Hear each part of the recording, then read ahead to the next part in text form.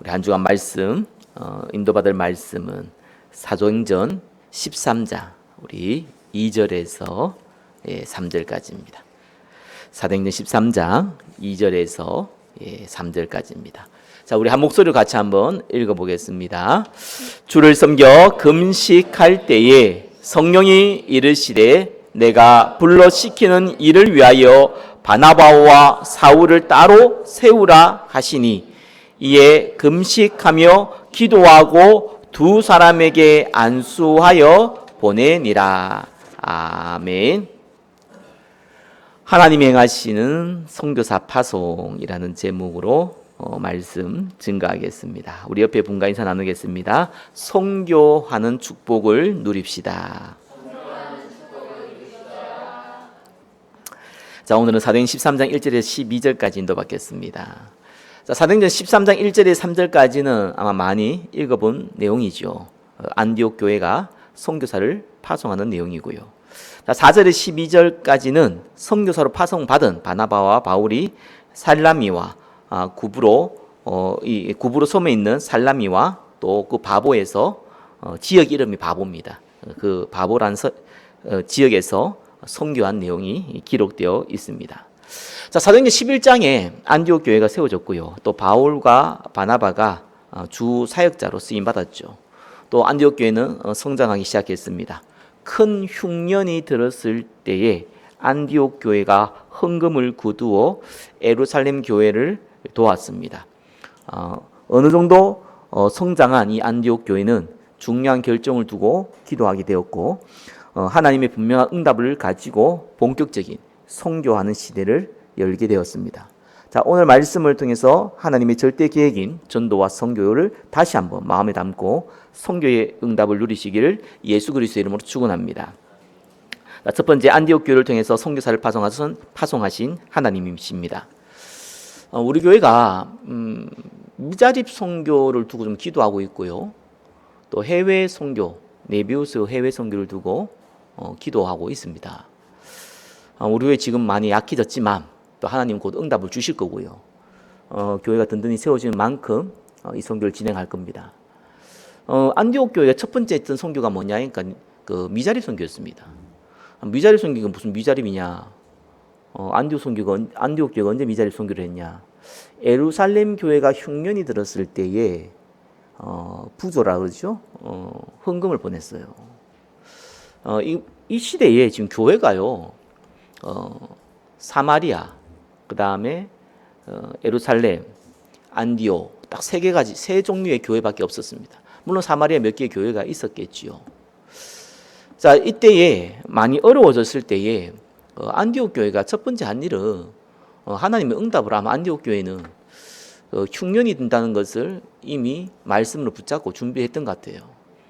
그러다 보니까 교회가 어느 정도 흉년에 들어도 이제 버틸 수 있었죠. 그리고 어느 정도는 또 도울 수 있는 여력이 된 것 같습니다. 그래서 예루살렘 교회를 도왔습니다. 이 미자립 선교가 뭐냐니까요. 전도 선교를 하는 교회를 지속할 수 있도록 돕는 겁니다. 그게 미자립 선교예요. 가난한 교회를 부유하게 만드는 것이 미자립 선교가 아닙니다. 그렇죠? 교회 없는 곳에 교회 세우는 것을 미자립 선교라고 하는데 아닙니다. 미자립 선교는요, 교회를 향한 게 아닙니다. 사실상 주의 종을 향한 거예요. 전도 선교하는 주의 종들이 어려움 당한 겁니다. 그러면은 그 사람들이 지속해야 되거든요. 사람은 육신을 갖고 있기 때문에 어쩔 수가 없어요. 육신이 특별히 경제에 약해져 버리면은 사람이 굉장히 어려워집니다. 그건 단순하게 경제만 어려운 게 아닙니다. 영육간에 다 어렵게 되어지게 돼 있어요. 다른 사람은 또 몰라도 주의 종들이 힘이 빠지면 곤란해지죠. 그러면 당장 예루살렘 교회에서 사실상 사마리아 교회를 섬기고 있거든요. 예루살렘 교회의 사도들과 제자들이 사마리아에 세워진 교회를 사실 돕고 있는 상황이에요. 메시지로. 그 일을 누가 했겠습니까? 당연히 사도들, 중요한 사역자들이 했죠. 그분들이 어려워진 겁니다. 그래서 그걸 도운 거예요. 그게 미자립 선교의 시작입니다. 자, 안디옥 교회가 어느 정도 또 부흥이 되고 나니까 이제는 본격적인 이제 해외 선교를 준비하고 있습니다. 이방인 선교를 준비하고 있죠. 자, 1절에 보니까 안디옥 교회가 선지자들과 교사들이 있으니 곧 바나바와 니게를 하는 시몬과 구레네 사람 루기오와 분봉왕 헤롯의 동생 마나엔과 및 사울이라. 자, 이 선지자들과 교사에 대한 내용이 나오죠. 자, 안디옥 교회에서 딱 두 가지 중요시 여겼습니다. 저와 여러분 굉장히 중요시 여기게 된 게 있어요. 그게 뭐냐니까, 자, 선지자가 무슨 역할을 했냐니까 하나님의 계획을 예언하는 역할을 했습니다. 자, 오늘날은 선지자 필요 없습니다. 성경이 완성되었으니까. 구약 성경밖에 없었거든요. 신약 성경이 없었을 때입니다. 그러니까 하나님의 계획에 대해서 누군가는 계속 설명을 해줘야 됩니다. 특별히 이 유대인들은요, 선미사상 갖고 있기 때문에 이방인 땅끝 또 실제적으로 교회에 대한 경험이 없잖아요. 처음 세워진 겁니다. 자, 이렇기 때문에 참조할 만한 게 없어요. 그래서 하나님은 선지자를 세워가지고 방향에 대해서 계속 얘기한 겁니다. 저와 여러분들이 뭘 중요시 여기게 되니까 하나님의 전도 선교의 계획이 있잖아요. 그건 저와 여러분들이 일단은 알고 있습니다. 이게 굉장히 중요합니다. 왜냐하면 하나님께 영광 돌린다는 사람들이 많은데 하나님의 영광이 뭔지를 몰라요. 그래서 기껏해 생각해 놓은 것이 자기 생각입니다. 윤리, 도덕, 박이 이런 겁니다. 그게 하나님의 영광이라고 생각합니다. 물론 굳이 틀렸다 나쁘다 이렇게 얘기할 건 아닙니다. 좋은 건데 중요한 건 하나님의 계획은 영혼 구원 외에는 없습니다. 그 외에는 영혼 구원을 하기 위해서 필요한 것이지 그게 목적이 될 수도 없고 그것이 방향이 될 수가 없는 겁니다. 그러니까 전도 선교의 방향을 알고 있다는 것이 저와 여러분 첫 번째고요. 이 전도 선교를 진행을 하다 보면은 이런 문제 저런 문제 이런 사건 저런 사건들이 벌어지게 되지요. 그때 성령의 인도를 받아야 됩니다. 그것을 이 선지자들이 역할을 해준 겁니다. 전도 선교의 방향, 그러니까 복음 전하는 영혼 구하는 그 방향을 가지고 중간중간에 여러 가지 사건 문제 그 다음에 해야 될 일들이 이제 두고 기도할 때에 이 선지자를 통해서 방향을 제시한 거예요. 그러니까 우리는 오늘날은 목회자들이 성경을 가지고 그 방향을 제시하고 또 교회의 상황과 교회의 여건과 응답을 가지고 그 방향을 제시합니다. 그것이 첫 번째 중요한 겁니다. 두 번째는 교사예요. 교사가 뭐합니까? 가르치는 거. 구약 성경을 가르치는 사람들입니다. 그렇죠? 지금은 오늘날 교사, 가르친 자입니다. 이것이 굉장히 중요하죠. 성경을 가르쳐야 됩니다.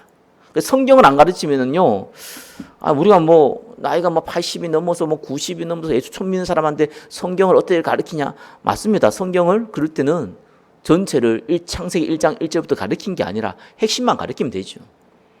그래서 가르치는 딴 거 아닙니다. 예수 그리스도 십자가와 부활만 가르치면 되는 거예요. 그죠? 그래서 성경을 가르칠 때는요, 창세기부터 가르치는 게 아니에요.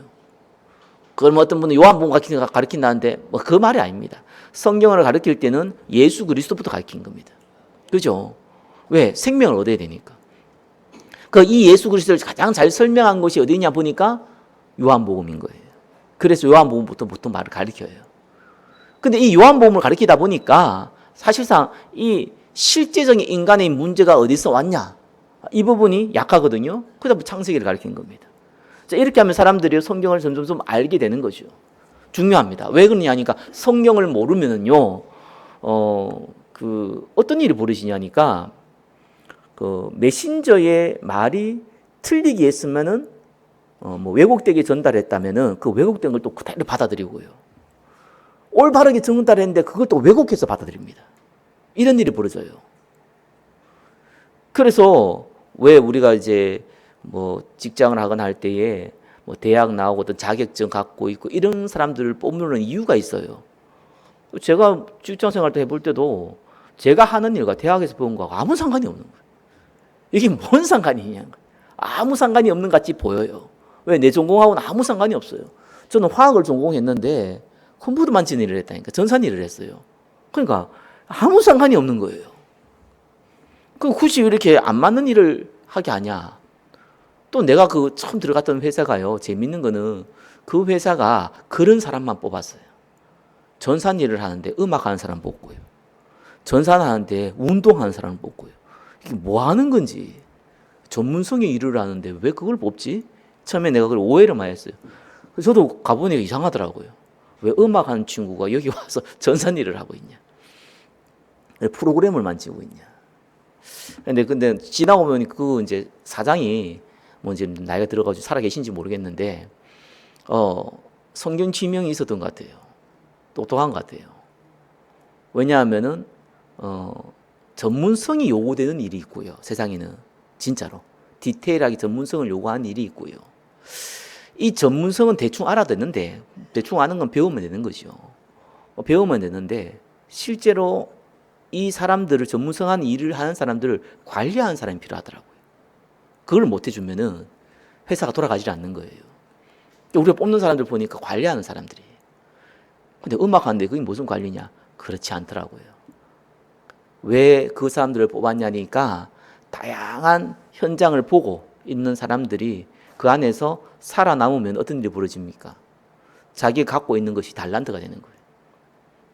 자기가 인간관계, 또 여러 가지 도전의식 이런 것들이 전부 다 융화가 돼가지고요. 쓰임받게 되는 거예요. 저와 여러분들이 성경을 쭉 알게 되면은요, 목사가 좀 왜곡되게 얘기했다. 동기를 가지고 그죠? 왜곡되게 얘기했다. 그러면 걸러 들을 수 있어요. 그게 참 중요하거든요. 또 어떻게 보면요, 올바르게 얘기한 거예요, 그죠? 그대로 받을 수 있는 거예요. 뭐 이건 좋은 표현은 아니지만 선무당에 사람도 한다고요. 어중간히 알면은요, 이게 성경을 제대로 몰라놓으면은 뭐 아주 디테일하게 알 필요는 없어요. 대략을 몰라놓으면은 뭔 얘기를 해도 왜곡되게 받고요. 물론 그 사람 영적 상태일 수도 있죠.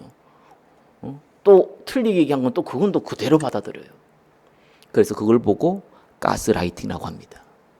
가스라이팅이 돼버리는 거예요. 그래서 그 사람의 성품이 그럴 수도 있겠지만 성경을 조금 알고 있으면 가스라이팅 안 됩니다. 그래서 제가 보면서 겪어본 경험이 그거였어요. 왜 사람들이 가스라이팅, 말도 안 되는데 가스라이팅일까 싶었거든요. 그 영적인 문제도 있는데 지식이 너무 없어요.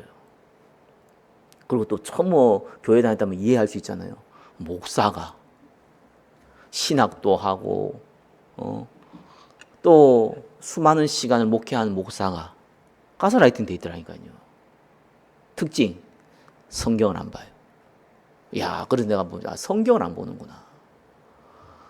아니 목사가 돼가지고 성경 일독도 아닌 사람이 있어요. 진짜입니다. 신기하고 놀라워. 진짜 신기하고 놀랍더라니까요. 그래 어이가 없더래요. 이 정도입니다. 그래서 저와 여러분들은요, 성경에 대해서 많이 디테일하게 알 필요는 없지만 대략은 꼭 아셔야 돼요. 그래서 제가 자꾸 얘기하는 게 현대인의 성경, 내가 자랑하는 거거든요. 그런 거 좀 읽어보라는 이유가 있어요. 평신도한테 그거 줄 필요가 있어요. 그거 왜 그러냐니까요. 그 성경을 여러분 개역개정을 읽으면요, 사실 개역개정이 좋은 성경이 아닙니다. 한국에서 나름대로 만들어 쓴 성경이지만 이 성경 자체가요, 문법 자체가, 글 자체가 너무 구어체가 많아요. 앞뒤 맥락이 뭐가 좀 안 맞아요. 그 영어를 보거나 뭐 헬라어나 이런 걸 보면은 이래서 이렇게 적혔구나 이렇게 이해를 해야 되는, 오히려 거꾸로 이해해야 되는 부분이 성경에 많이 기록되어 있습니다. 근데 개역개정에 대해 보면 장점이 하나 있어요. 뭐냐니까 단어에 대한 뉘앙스가 굉장히 깊어요. 또 헬라어에 대한 그 맞추려고, 한글로 맞추려고 굉장히 고민한 흔적들이 보여요. 그래서 그런 의미는 있어요. 근데 성경을 읽기는 어려워요. 그러니까 제가 볼 때는 오히려 미국, 아메리카는요, NIV 성경을 많이 썼어요. NIV 성경이나 우리 뭐 현대인의 성경 이런 거 읽어보면요, 이 단어에 대한 느낌이나 이런 게 하나도 없어요. 그러다 보니까 이 뭐랄까요, 깊이가 너무 없어요. 근데 뭔 깊이를 따집니까? 성경이 뭔 내용인지는 일단 알고 나서 깊이를 따져야지. 성경이 뭔지도 모르고 아브라함이 뭔지, 그죠? 이삭이 누군지, 야곱이 누군지, 솔로몬 왕이 누군지, 사울 왕이 누군지, 다윗이 누군지 하나도 모르고 있는데 성경이 무슨 깊이를 따집니까? 공부 못하는 사람들은요, 저기 알잖아요. 공부 어떻게 하는지.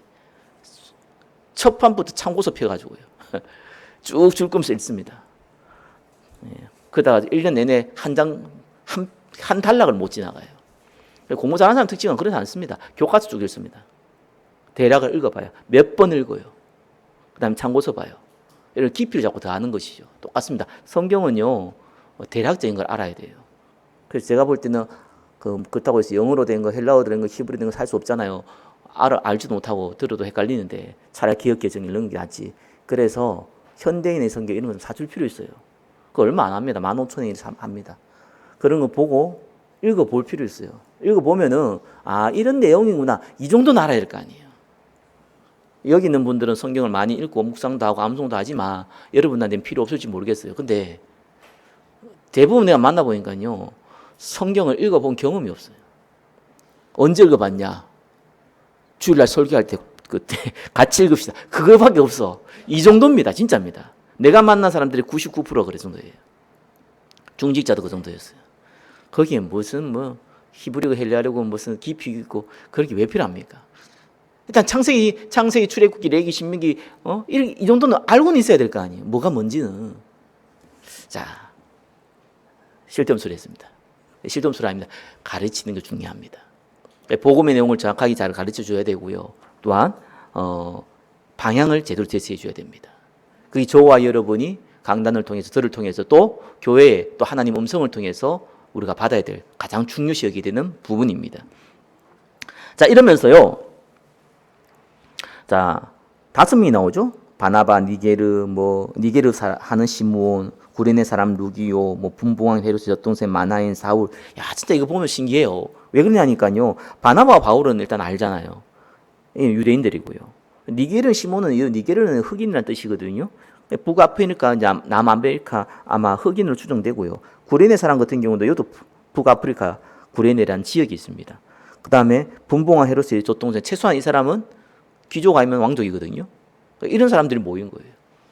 그러니까 신분 상관없고 출신 상관없고 전혀 상관없이 하나님이 택한 사람들이 딱 모여져 있어요. 하나님이 택한 사람이 있습니다. 일꾼으로. 이렇게 중요한 게 응답받는 거죠. 저와 여러분들이 그 일꾼으로 부르심을 믿으시기 바랍니다. 그래서 마중물의 축복 누리시기를 예수 그리스도는 축원합니다. 자, 2절에 주를 섬겨 금식했다 그랬습니다. 자, 이거는요, 금식은 어떻게 하냐니까요, 중요한 결정을 앞두고 하나님 뜻을 구할 때 하는 행위예요. 금식에 대해서 많은 분들이 나름대로 해석을 하는데, 요때 당시에 금식의 의미는 알고 있어야 되잖아요. 그래서 어떤 분은 금식은 밥 먹을 필요가 없을 만큼 중요한 기도가 있을 때 하는 거다 이렇게 얘기하는데 틀린 말 아닙니다. 근데 요때 당시에 그 금식, 유대인들과 초대교회들이 했던 이 금식은요, 결정을 앞두고 나서 이 결정에 대해서 제대로 인도받기 위해서 행했던 행위가 금식 기도였어요.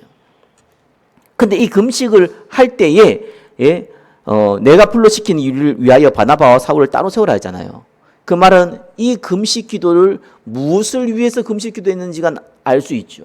선교사 파송을 두고 기도한 거예요. 하나님이 금식 기도했는데 갑자기 바울과 바나바를 파송해라 이렇게 한 게 아니고요. 바울과 바나바뿐만 아니라 하나님이 분명히 선교사를 두고 하나님이 지금 이방인 전도를 두고 세계 선교를 두고 하나님이 원하는 방향을 알고 있었기 때문에 이걸 두고 우리 교회가 어떻게 하면은 이 일을 할 수 있을까? 어떻게 해야 될까?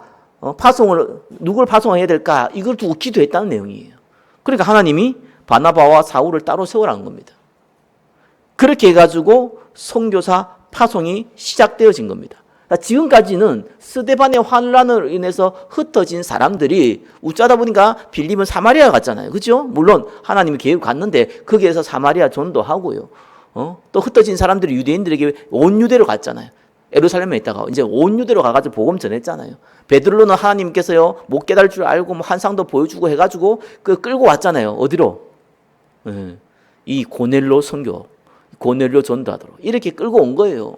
그래서 사실상 선교가 강제로 되어진 겁니다. 하나님이 핍박을 주고 막 환상으로 보여주고 막 끌고 오고 막 이렇게 된 겁니다. 근데 이 선교사 파송은 이제 반대가 되는 거죠.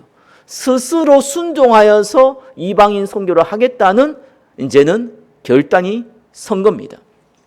자, 이렇게 해가지고 안디옥 교회가 선교사 파송의 응답을 이제는 실제적으로 누리게 된 겁니다. 자, 이 금식 기도할 때 하나님은 바나바와 바울을 세우라 해놓고 그를 파송하라고 성경은 기록하고 있습니다. 자, 이렇게 해서 파송이 되게 되죠. 자, 우리 교회도요, 서두에 말했듯이 하나는 미자립 선교해야 되고요. 왜냐하면은 미자립 선교는요, 그 목회자를 돕는 거거든요. 목회자를 그냥 돕는 게 아닙니다. 돈 주고 도울 수도 없어요. 요즘은 그럴 필요도 없어요. 어떤 면에서는 뭐 특별하게 뭐 이렇게 흉년이 들거나 가뭄이 들 이런 거 아니면은요, 하나님 다 까마귀 준비해 놨어요. 그래서 목회자들을 도와야 되는 거니 힘 빠지지 않고 전도하도록 도와야 돼요. 이걸 하는 곳이 없더라고요. 그래서 제가 이게 제일 안타까웠거든요. 뭐든 자꾸 일을 하면 이벤트식으로 하려고 그러고, 무슨 뭐 단체에서 교회에서나 뭐 돈 가지고 뭐 이벤트식으로 가려고 그러고, 뭐 교회 자랑하는 거지, 그죠? 또 우린 이거 하고 있다, 뭐 이런 거 한 것이 다 자기 이름 날리려고 그러고 이런 거 하려고 해가지고 제가 아유 이래가 뭔 일을 하냐. 실제로 어려움 당하고 도움 필요한 사람은 도움 못 받고 안 받아도 되는 사람들은 도움 받고 뭐 경제를만 따지더라도 이런 일이 많이 벌어지더라고요. 그래서 야 디테일이 없다. 역시 악마는 디테일이 강하구나. 정말 구원받은 성도들이 디테일이 없구나. 어디를 어떻게 도와야 될지를 모르고 있구나. 그죠? 어디를 도와줄지도 틀리고 어떻게 도와야 될지도 틀리고. 그리고 또 해외 선교 마찬가지입니다. 제가 자꾸 네비우 선교 얘기했잖아요. 그래서 사실은요, 선교는요, 네비우 선교입니다. 우리가 선교사 파송해가 선교사 그국에서 뼈를 묻는 일을 우리는 생각하잖아요. 그건 성경에 안 나와 있는 선교예요. 그런 선교가 없어요. 성경에는. 성경에는 전부 다요, 순회 팀 사역을 보냈어요. 바울과 바나바는 순회 팀 사역이었어요. 순회 선교였어요. 그 사람들 가가지고서 뼈를 묻었습니까? 결국은 순회하다 마지막에 바울 로마까지 가잖아요. 그 다음에 서바나 가려가다가 결국은 거기서 순교 당하잖아요. 로마에서. 순회 선교를 한 거예요. 그래서 처음부터요, 아니 이때 교통편도 없는데 처음부터 이 네비우 선교였습니다. 네비우 선교가 뭡니까? 자립 선교. 바울이 딴 거 가서 안 가니까 한 거 아니라니까. 가서 교회당 안 세워줬어요. 가서 딴 거 하는 거 아닙니다. 가가지고 딴 거에서 딱 제자만 세웠어요. 제자만 세워놓고 그 사람들이 스스로 사역할 수 있도록 만들어 놓고 나왔어요. 집은 네가 해라. 네가 복음 받은 네가 천하를 얻었는데 네 집 내놔라. 돈? 네 돈 내놔라. 복음 받았지 않냐. 네 거 은신해라. 이렇게 나왔습니다. 진짜 선교입니다. 이거는요 못돼서 그렇게 한 게 아니에요. 왜냐하면은 자칫 잘못하면요 선교가 어떻게 되냐니까 인본주의가 돼요. 여러분 선교는 하나님이 하십니다. 전도도 하나님이 하십니다. 그죠? 우리가 쓰임 받아야 돼요. 그게 전도고 그게 선교입니다. 근데 네비우 선교의 개념이 없으면 어떤 일을 보여주죠 합니까? 가가지고 자기 것이 돼요. 그게 사단이 가장 노리는 디테일입니다. 근데 어쩔 수 없는 그런 환경이 돼요. 그러면은 제자가 붙을 것 같아요? 안 붙습니다. 제자들의 특징들이 있습니다. 자기가 힘을 가지고 조금 행정적으로 조금 뭐 인간관계적으로 조금 부족함이 있어도 생명 살린 전도 선교하겠다. 그게 보통 제자들의 약간 특성이에요. 거기서 말 잘 듣고 순종 잘하고 이런 사람들을 주로 제자들 별로 없습니다. 물론 그게 나쁘다는 게 아니고 좋은 건데. 그러니까 딱 제가 그 진짜 몇 번 봤거든요.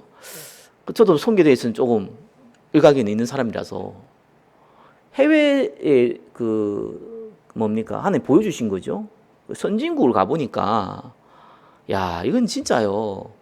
그 선교사님들이 어째 그렇게 한국 사람 가지고 싸웁니까? 한국 사람 선교할 아니 목회를 하지 한국에서 왜 해외 가가지고 한국 사람 몇 사람 된다고? 그 몇 사람 되지 않는 그 한국 사람을요 가지고 싸우고 있어요. 제가 만난 선교 다 그랬습니다. 겉으로는 온화하고 간증하고 한국에서는 천하보다 정말 복음만 사랑하는 사람 같은데 막상 가보니까 그 싸움을 열심히 하고 있어요. 슬프더라고요. 어떤 분이니까 너무 이제 다 뺏긴 거라 힘이 없어.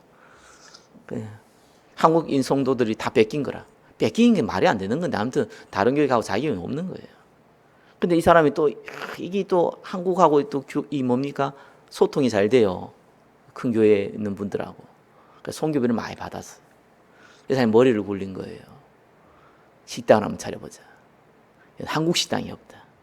그래 한국 뷔페를 시켰어요. 차렸어. 그래 망해버렸어. 그래 망해가지고 다른 교회 가가지고 이렇게 뭡니까 힘 약한 교회 가지고 자기 사람 좀 뺏어 가려고 기웃기웃 거리는 선교사를 하나님 보여주시더라고요. 제가 얘기하면은 여기 나는 분들이 있을 거예요. 그렇게 아무 이름도 없는 선교사가 아닙니다. 내가 너무 마음에 충격이 받았어요. 저 사람만 그렇겠지? 이렇게 생각할 수 있잖아요. 내가 하나님 보여주다고 봤거든요. 조금 개발도상국이나 후진국 가봤어요. 야, 이건 또 장난이 아니네. 이건 한국인 선교할 필요가 없어요. 현지인이 너무 많아. 아니, 진짜 제가 저번에 필리핀 갔을 때는 화장실이 없어가지고요. 바닷가에 사는 이 서민들이요. 화장실 어떻게 바다 안에 들어가서 볼일 보고 나옵니다. 이런 일을요. 실제적으로 이런 데가 너무 많아요.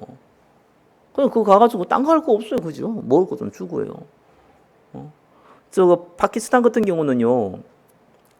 딱 20배 정도 가격 차이 난대요. 우리나라 10만 원이면 그 사람들이 얼마인 줄 압니까? 200만 원이에요. 200만 원이라는 게 실제로 200만 원이 아니라 그 사람들의 생활 수준, 일반 서민들이 쓸 때에 200만 원 정도 쓸 수 있는 돈인 거예요. 우리나라로 10만 원이요. 그러니까 이 돈 차이가 크잖아요. 그럼 선교사들이 한 50만 원, 뭐 중동, 파키스탄이나 방글라데시나 뭐 이런 데 가보면은요, 뭐 인도 이런 데 가보면은 물론 부자들은 다 부자지만 뭐 택도 없는 부자들도 많이 있겠지만 일반 서민들은요, 한 달에 10만 원, 20만 원 주면은요, 풀타임 할 수 있는 교회 직원들을 세울 수 있습니다. 아주 충성합니다. 우리나라 돈은 한 400만 원, 500만 원 주면은 아니 풀타임 안 하겠어요? 똑같이? 그러니까 줄이 서 있어요. 줄 서 있어. 그러니까 내가 지금 보고 들은 것만 얘기한 겁니다.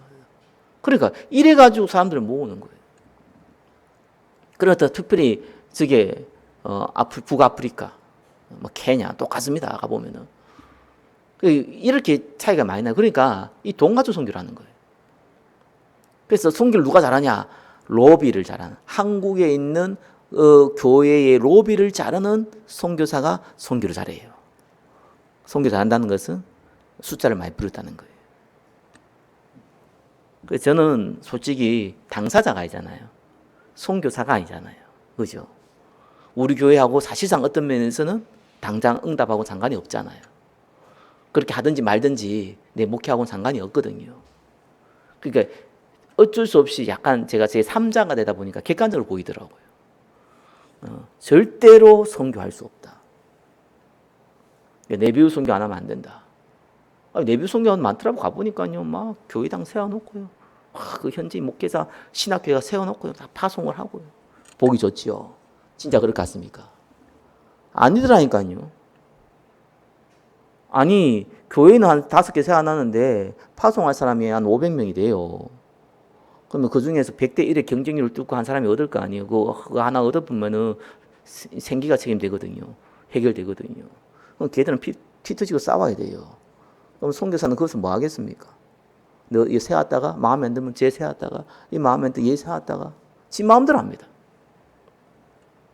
너무 목사님 이렇게 나쁜 것만 얘기합니까? 좋은 거 얼마나 많아요. 맞습니다. 그래서 제가 이게 약간 안 좋은 얘기를 하는 이유는 우리 교회가 내비우 선교를 해야 되기 때문에. 그렇죠?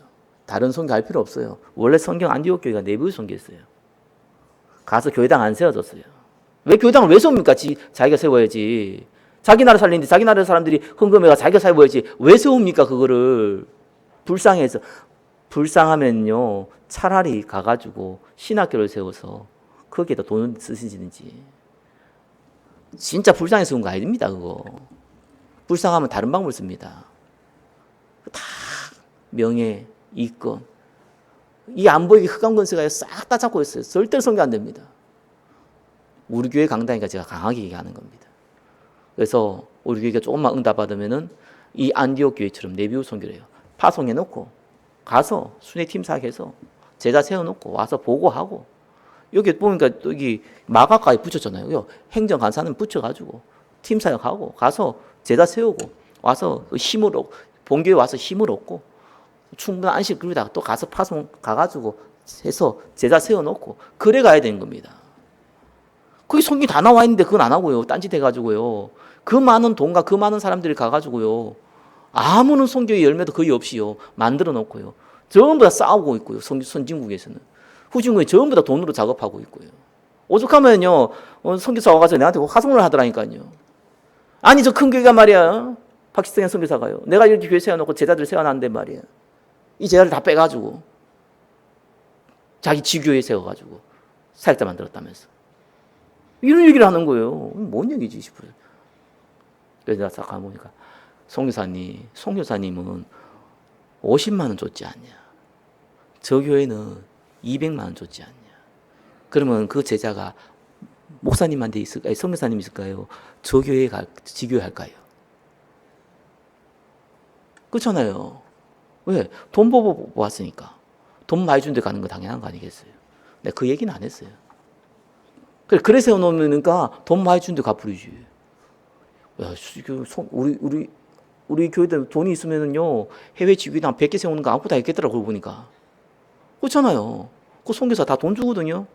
20만, 30만 원 준다고. 아, 우리 200만 원 주고 다 옵니다, 다.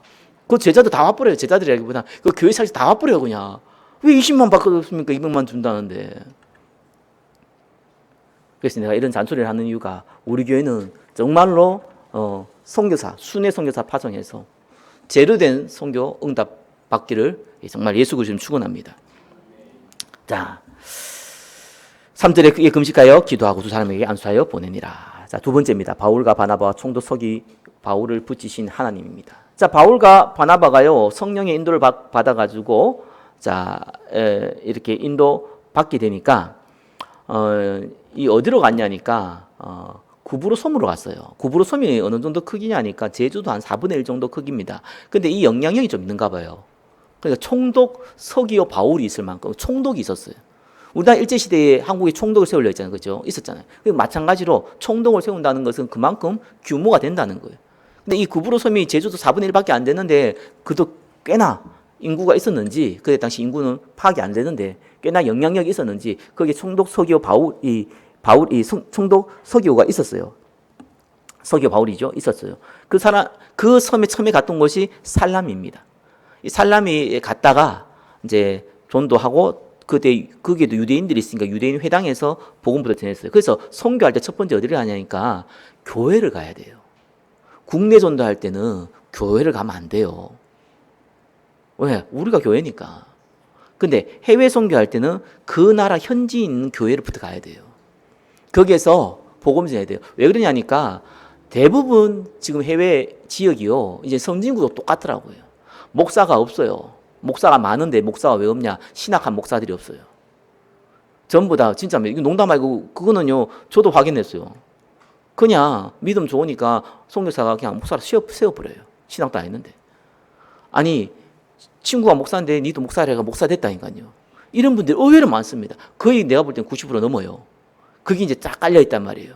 근데 복음을 약한 게 아니라 복음이 많이 왜곡되어 있어요. 그래서 그들에게 먼저 복음을 줘야 돼요. 그 중에 제자들이 있습니다. 근데 그들은 그래도 성경책을 들고 있어요, 사람이라. 그죠? 그렇기 때문에 빨리 복음이 전달되고, 그 사람은 그래도 목회를 하고 있어요. 그렇기 때문에 빨리 그 교회를 살릴 수가 있습니다. 그게 맨땅 헤딩보다 훨씬 낫죠. 근데 모든 교회가 그걸 받아들이지 않을 겁니다. 그죠? 그 중에 예비된 교회들이 있습니다. 그 교회부터 찾아가는 거예요. 그걸 첫 번째 했습니다. 유대인 회당에 5절에 그죠? 전할세 요한을 수행으로 두었더라. 그리고 나서 6절에 바보로 갑니다. 바보가 어디냐니까 이 구브로 섬의 도시입니다. 수도입니다. 그 안에서는 수도입니다. 이 섬 안에서 핵심 요충지 도시예요. 거기에 갔는데 거기 총독 서기오 바울이 있었습니다. 근데 재밌는 건 거기에 또 누구가 있었냐? 이 총독 서기오 바울을 뒤를 돕는 바예수라는 유대인 거짓 선지자 마술사가 있었다고 나옵니다. 6절에 그래 나오죠? 재밌는 거는 유대인이라 또. 근데 마술사라. 자, 이 사람이 있었어요. 자, 어디를 가든지 간에 저와 여러분 기억해야 되는 거는 복음이 증거되는 곳에는 언제든지 방해꾼이 있다. 항상 기억하셔야 돼요. 그걸 이상하게 여기지 마라. 그걸 뭐 핍박이 오고는 무슨 그 사람들이 방해한다고 이 사람 때문에 안 된다. 이런 말도 안 되는 얘기 하지 마세요. 당연히 있어야 되는 거예요. 전도 선교하는데 사단이 가만히 있지 않는 게 너무 당연한 일이잖아요. 그러니까 당연히 방해자, 사단의 일꾼인 이 바예수라는 거짓 선자가 당연히 방해했죠. 그 7절에 보니까 이 총독 서기 바울의 하나님의 말씀을 듣고자 하더라 했습니다. 7절의 마지막에. 그죠? 이 사람은요, 하나님 예배해 놓은 사람이에요. 참 재밌어요. 이 사단의 이 종으로 있는데, 바예수는 이 사람이 총독 서기 바울과 함께 있는데, 이 총독 서기 바울은 또 하나님 택했어요. 이러니까 하나님 말씀을 듣고자. 언제든지 가보면 또 예비된 사람은 또 있어요. 하나님이 이 바예수를 살리기 위해서 누구를 먼저 건졌습니까? 총독 서기 바울이에요. 그죠? 그래서 어느 지역 가보면은 중요한 평신도 가운데 힘 있는 사람을 하나님이 제자로 세우시고요. 어떤 데 가보면은요, 이 루디아 같이요, 실제로 언약 믿음 가지고 제대로 신앙생활 할 사람을 제자로 세우고요. 이렇게 해가지고 하나님이 한 교회를 만들어요. 그래서 순회 성교의 특징이 뭐냐니까 중요한 영향력을 가진 제자들을 먼저 세운다는 겁니다. 그것만 다르게 표현하면은 순회 성교, 네비우스 성교를 하면은 하나님이 그 사람들을 붙인다는 얘기예요. 그렇지 않으면은 사건을 붙입니다. 이래서 성교가 어려운 겁니다. 자, 이렇게 해가지고, 자, 하나님 말씀을 듣고자 했습니다. 세 번째, 복음 막는 엘루마를 맹인으로 만드신 하나님. 자, 이거를 못 듣도록 8절에 보니까 힘썼다라고 합니다. 그러니까 사단이 당연히 영적인 방해를 하죠. 바울이라고 하는 사울이 이렇게 나오죠. 9절에 바울이라고 하는 사울이. 자, 여기서부터 이제 사울이란 이름이 바울로 바뀌게 돼요. 그래서 이 사람, 이걸 또 많은 사람들이 해석을 좀 이상하게 하더라고요. 바울은 이제 작은 자 이런 뜻이거든요. 사울은 사실 희망이라는 뜻을 갖고 있습니다. 큰 희망 이런 뜻을 갖고 있습니다. 그래서 그걸 또 어떻게 얘기해야 큰 자라 이렇게 얘기를 하기도 합니다. 그래서 사울은 크고 바울은 작은데 하나님 겸손하게 했을 때 이런 이상한 얘기 하는데, 물론 단어에 이름엔 뜻이 있습니다. 그것도 중요한 의미지만 그런 의미가 아니고요. 이 전도 성경을 안 보면 전부 다 해석을 이상하게 한다니까요. 바울이라는 것이요, 이때 당시 이방인 헬란드에는 익숙한 이름이에요. 그래서 이름 바꾼 거예요. 제가 알고 있는 목사님이 그 사모가 외국인인데 크리스티나라더라고. 크리스티나. 아, 크리스티나냐고. 이태리 사람이니까 크리스티나라. 아, 그러냐고. 자기가 본명 알려드릴까 이런 거예요. 풀네임 알려드릴까 이거예요. 풀네임 냈던데 못 알아듣겠어. 앞에가 아무튼 내가 뭘 흉내를 못 내겠네. 크리스티나의 한 6배의 이름이에요. 르르르 읽는데 그걸 알아듣겠습니까? 내가 못 알아듣죠. 이런 거예요. 사울이라는 단어가 우리한테는 이방인들에는 특별히 헬라인, 이 로마 사람들이 익숙하지 않은 이름이에요. 내가 당장 크리스티나카도 익숙하지 않잖아요. 그죠? 순자 이름이 익숙하잖아요. 이런 식인 거예요. 이름을 바꾼 거예요. 그래서 사울이라는 이름에서 바울을 바꾼 이유가 이때부터 본격적으로 이방인 선교를 하니까 이름을 바꿔버린 거예요. 이런 의미입니다. 이 전도 선교를 안 보면은 해석을 전부 다 이상하게 한다니까요. 어떻게 하든지 간에 저번에 와서 복음을 전해줬어. 그 사람이 이름이 크리스티나누인가? 이름 곤란하잖아요. 이름 외우지도 않잖아요. 제 이름 좋잖아요. 제 이름 성대길이잖아요. 대길대길 하잖아요. 그래서 농담 사람은 그러거든요. 야, 대길이다면서 이런 얘기하거든요. 그래서 저 사람, 제가 어느 정도의 이미지가 이제 되어 있냐니까 내 얼굴은 기억 못해도 이름은 기억하더라니까요. 왜? 이름이 너무 쉬워. 얼마나 장점입니까? 그죠? 어떤 사람은 얼굴은 다 기억하는데 이름이 기억이 안 나. 왜? 이름이 좀 어려워. 이런 분들이 있어요. 그래서 전도할 때도 굳이 여러분 이름 바꿀 필요는 없는데, 그죠? 바울은 이름까지 바꿔버렸어요. 자, 이렇게 해가지고 성령이 충만하여 그를 주목하여 이르되 모든 거짓과 악행이 가득한 자요 마귀의 자식이요 모든 의의 원수요 주의 바른 길을 곱게 하기를 그치지 아니하겠느냐, 이렇게 대놓고 얘기했습니다. 여러분 전도할 때 누가 방해한다고 막 예수 그리스도 이름으로 사탄아 떠나가라고 삿대질하면 큰일 납니다. 그렇게 하는 게 아니고 이건 무속인입니다. 무속인이나 이렇게 귀신 들린 사람을 대할 때는요, 부드럽게 얘기하면 필요가 없습니다. 오히려 강하게 얘기됩니다. 얘들은 겁이 많아요. 얘들은 겁이 많기 때문에 이런 겁니다. 심하게 방해하는 겁니다. 영적인 걸 알기 때문에 영적인 큰 자를 압니다. 복음 가진 자를 알아요. 무서워합니다. 그래서 시끄럽게 합니다. 여러분 무당 전도로 가봤잖아요. 들으면요, 막 화냅니다. 왜 그렇습니까? 나 너무 무서워 이겁니다. 조그만 개가 왈왈왈 짖듯이요. 똑같아요. 얘들이 영적으로 알기 때문에 무서워합니다. 그래, 그걸 모르고 처음 무당된 사람 만나가지고 복음 전하고 얘기하면 이 사람이 안 받아들이고 나중에 와서 뭐라고 얘기하는 줄 압니까? 목사님 오고 나서 너무 아팠다면서. 이런 얘기예요. 여기 이제 첫 경험 해봤지. 그다음부터 목사나 이런 사람 오면요, 안 받으려고 그러는 거예요. 자꾸 올라가면 화내고 그럽니다. 맞아요. 귀신이 가만 놔두겠어요? 목사가, 전도자가 그 집안의 발을 내딛는 것을 이 귀신이 좋아하겠어요? 그러니까 이 귀신 들린 자들은요, 엄청 괴롭히는 겁니다. 그 사람을요. 알고 있어야 됩니다. 그래서 강하게 할 필요가 있어요. 그러면 12절에 뭡니까? 11절에 이제 맹인되더라고 기도했죠. 실제로 맹인됐습니다. 복음 처음 증거되는 곳에는 이런 강한 역사들을 합니다. 저도 복음 처음 증거되는 곳에 가보면은 귀신 들린 사람들이 주로 복음 못 받는 사람들이 많거든요. 그런 사람들이 굉장히 역사들을 많이 일어납니다. 치유되어지고 응답받고요. 자, 12절에 이에 총독이 그렇게 된 것을 보고 믿으며 주의 가르치심을 놀랍게 여기니라. 자, 처음에는 표적을 통해서 바예수라는 이 무당이 맹인이 되는 걸 보고 그것 때문에 신뢰를 했지만 바울의 말을 이제는 어떻게 됩니까? 주의 가르치심을 놀랍게 여기니라. 그래서 복음 듣고 참 믿음이 생겼다. 그 말이죠. 자, 말씀을 맺겠습니다. 오늘은 선교에 대한 얘기를 하다 보니까 좀 얘기가 길었습니다. 자, 전도 선교는요, 하나님의 절대 계획입니다. 이거는 그 어떤 자도 막을 수 없습니다. 그래서 저와 여러분이 쓰임 받느냐 안 받느냐 그 말이지, 전도 선교는 저와 여러분이 안 한다고 안 되는 게 아니고요. 그죠? 저와 여러분들이 방해한다고 방해되는 것도 아닙니다. 그래서 응답은, 모든 응답과 축복은 전도 선교에 달려 있습니다. 특별히 우리 교회는 조금만 규모가 갖추면은 반드시 선교에 집중할 거고요. 특별히 내비우 선교, 순회 선교를 통해서 응답받아 나갈 겁니다. 여러분 기도하고 계시고 거기에 주역으로 쓰임 받으시기를 예수 그리스도 이름으로 축원합니다. 한 주간 복음 증거되지 않은 곳에 복음 증거하며 선교의 참 그림을 그리며 기도의 축복 누리시기를 예수 그리스도 이름으로 축원합니다. 기도하겠습니다. 하나님 감사합니다. 안디옥 교회의 첫 파송, 선교사 파송을 통하여서 우리 교회가 어떻게 선교해야 될지, 어떻게 섬겨야 될지 알게 해주심을 감사드립니다. 주의 성령으로 역사하시고 응답받고 인도받게 하옵소서. 예수 그리스도의 이름으로 기도드립니다. 아멘.